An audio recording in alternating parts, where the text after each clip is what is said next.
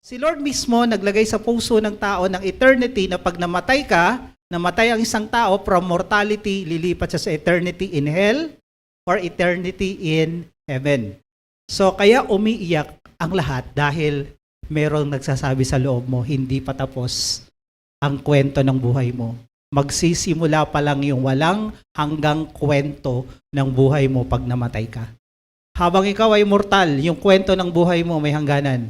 Pero pag ikaw lumagpas sa mortality and naging immortal ka na, nagkaroon ka na ng eternity, after this life is eternity, ibig sabihin hindi ka na mamamatay, hindi ka na masisira, pero mabubuhay kang walang hanggan sa langit o sa impyerno.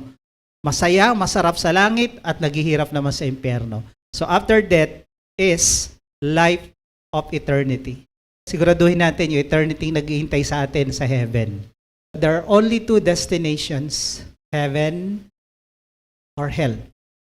Sa lahat ng taong nabubuhay sa ibabaw ng mundo, langit at impyerno lang ang eternity.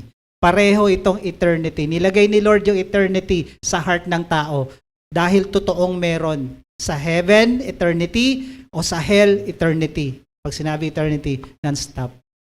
So, where do you want to go? Saan mo gustong pumunta? Saan ka bibili ng ticket? Kay Satanas o kay Lord? Biyaheng langit o biyaheng impyerno? Biyaheng langit, there is only one way. There is only one trip. There's only one trip to heaven at yung sasakyan si Jesus Christ. Sabi na John 14:6, Jesus said, I am the way.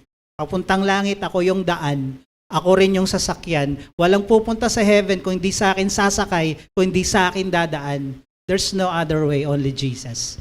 Acts 4:12, salvation can be found only in Jesus. No religion, no groups na makakapag-save sa isang tao. Jesus lang. Kaya kung ipagpipilitan pa rin natin yung ating mga kinasasaniban, sinasamahan ng mga grupo, mahihirapan tayo. Jesus alone can save us. I encourage you to choose rightly, to choose correctly, to choose wisely. Tanggapin mo si Jesus sa buhay mo, siya lang yung daan.